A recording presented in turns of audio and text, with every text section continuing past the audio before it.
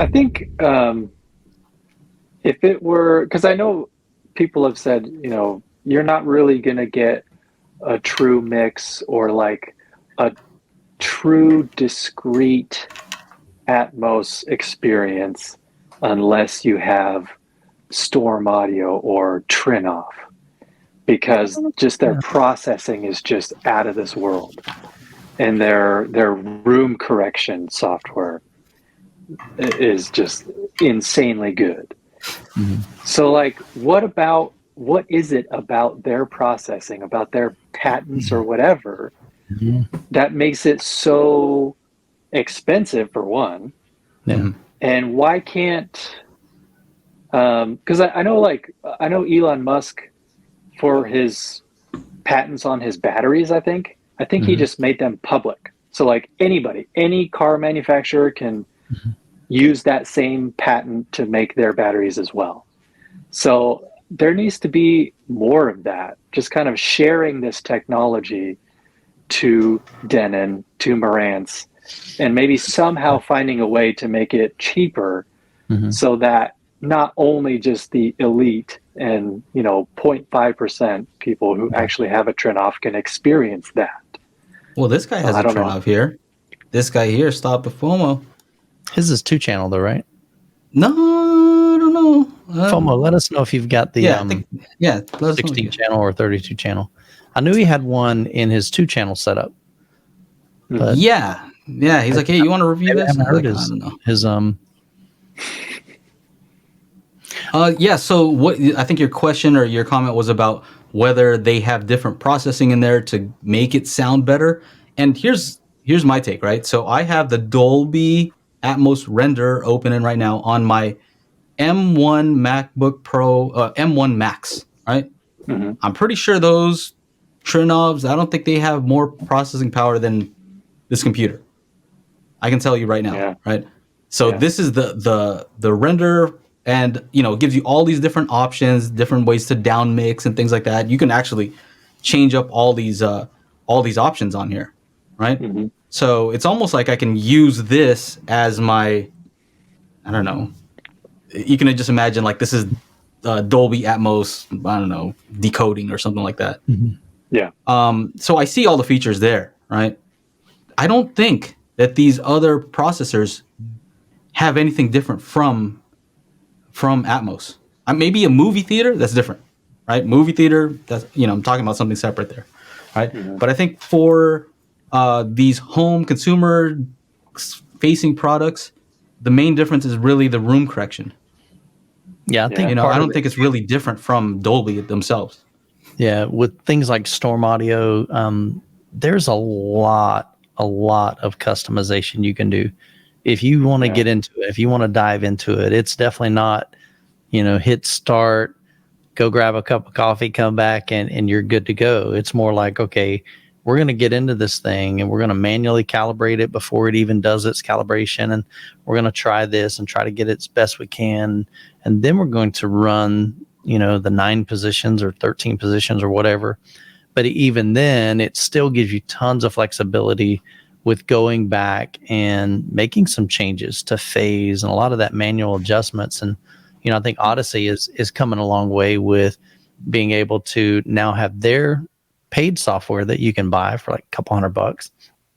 But I still don't think it's like the level of, Dirac Live or Trinnov or maybe even Room Perfect. I haven't had much experience with that, but I've heard a bunch of different home theaters. When I've done several tours, probably at this point I've heard over 50 home theaters. And of course I've heard some incredible, one of my favorite home theater tours that I've ever experienced was using an Emotiva processor, the RMC1, I believe. Phenomenal. I mean, phenomenal sounding. I heard another one, probably one of my second, I don't want to say like in order, but basically out of the top 3, another one was using the Emotiva processor. Now that same processor was the buggiest thing I've ever reviewed on my channel, but when it works, it sounds fantastic. And so to me, it's not necessarily about, which model or which brand. Yeah, Aaron. See you, buddy. Yeah. has the best, whatever features, it's a lot. I think probably 90% of that is knowing what you're doing and calibration and proper calibration. Because the people that I've heard amazing home theaters from, they really, really, really value calibration. I mean, like they spend a ton of time. I'm more casual with my setup, I'll be honest. I mean, I run Odyssey, do a couple of changes, but I'm not spending like 7.5 hours in there tweaking and adjusting and EQing and taking a measurement of my left. I just don't do that in my system.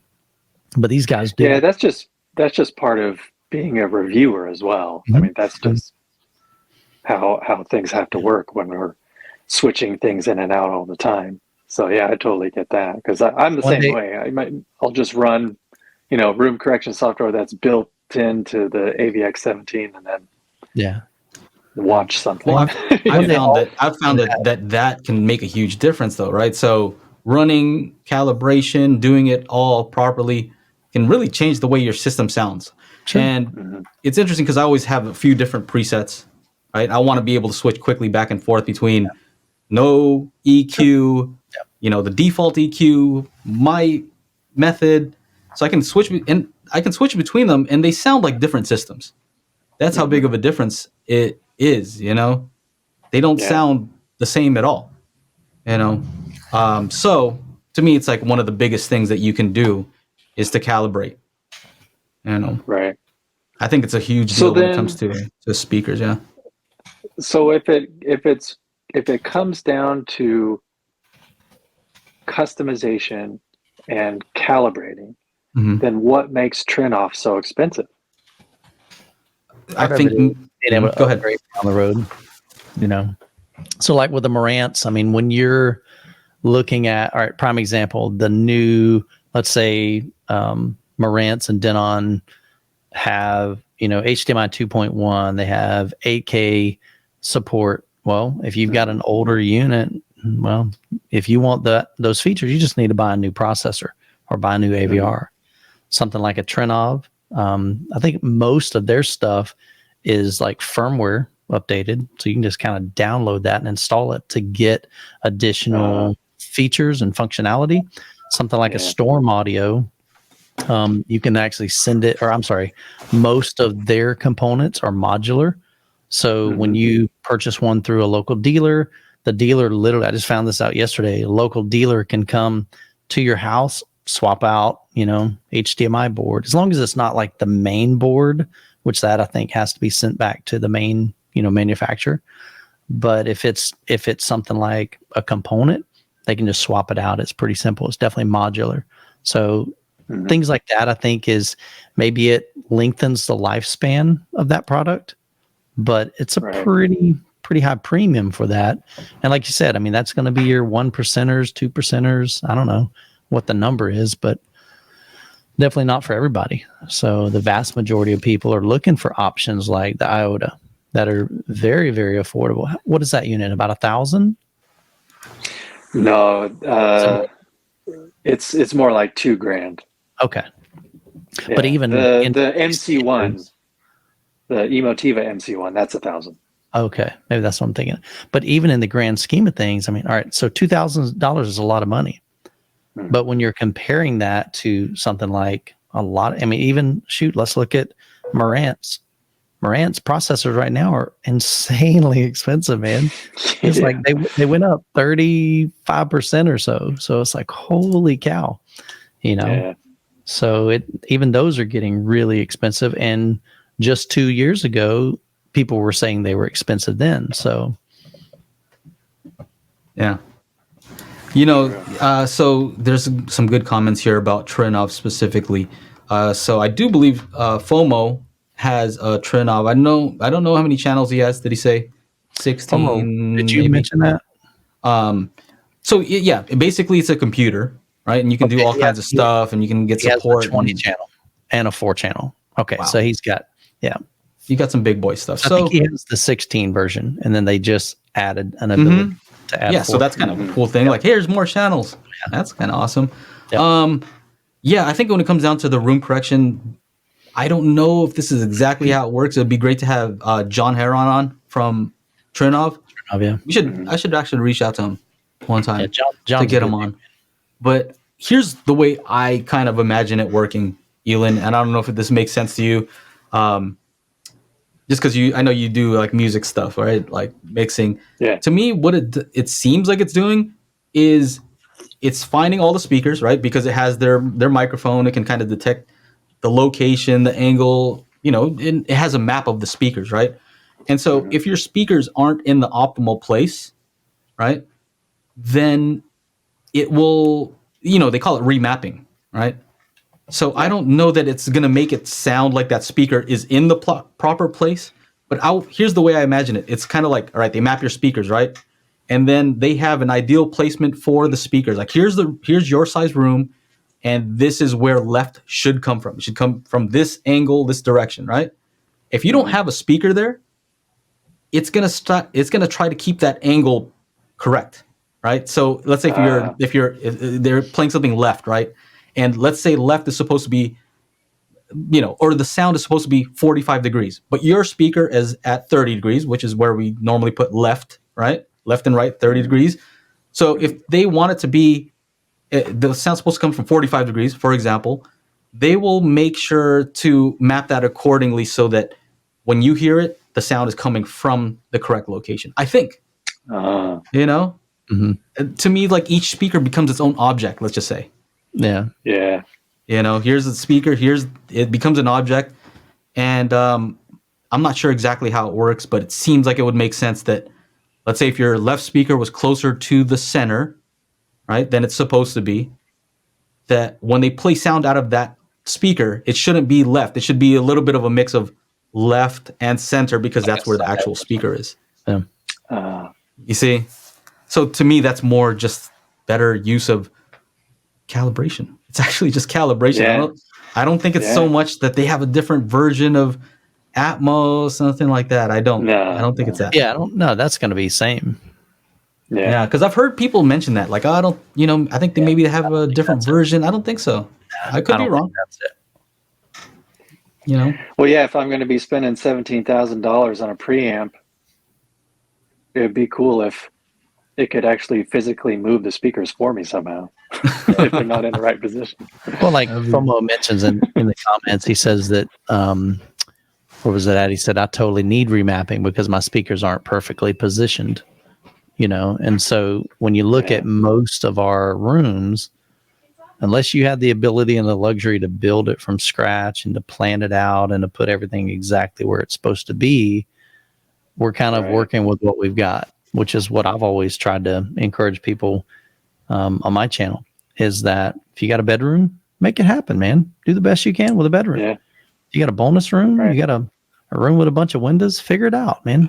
It's still going to be better than, your neighbor who doesn't even have a system or doesn't even have anything other than his TV speakers, so just make it work. We need to try to save 30 G's for a Trinnov. Yeah, no, not me. Yeah. What I'm trying to figure out is there a way to kind of do some of that remapping? That's kind of an idea I've been messing around with for a while, is like, can you build some of that into the sound itself?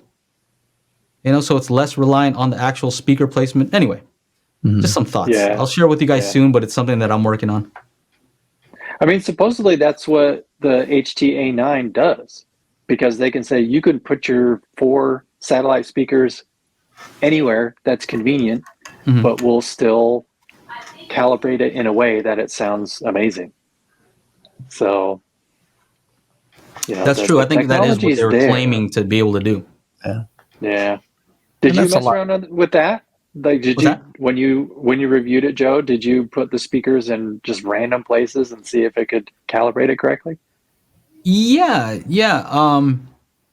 I didn't do as much as FOMO, because he went and when he reviewed it, he's like blocking the speaker, he's putting it down on the floor, like real weird places, right? Oh, yeah. Straight up like putting something in front of it. Wow. I didn't go that far, but I did try it in various rooms, and so very weird configurations for the rear speakers, and I felt like it did a good job of kind of level matching and just the basic stuff that you would expect. but it's still not magic, you know? I think that's the trick, even with a Trinnov. You know, I've read their manual, and a lot of it is about speaker placement. So if it was true that you could just place them anywhere, well, they wouldn't even bother talking about speaker placement. But the whole part of it is like, where's the optimal place? And so they can only do so much, right? If your speaker's in the wrong place, it can't undo that completely. Yep. So I think that's really it. I think some correction is better than nothing, but physical placement is always number one. 100%. All right. If you would like to join us every week on Mondays at, what time is it? About 6 p.m. Central, which is the best time. That's where I am. Make sure you join us at youtube.com/Daily HiFi. We out.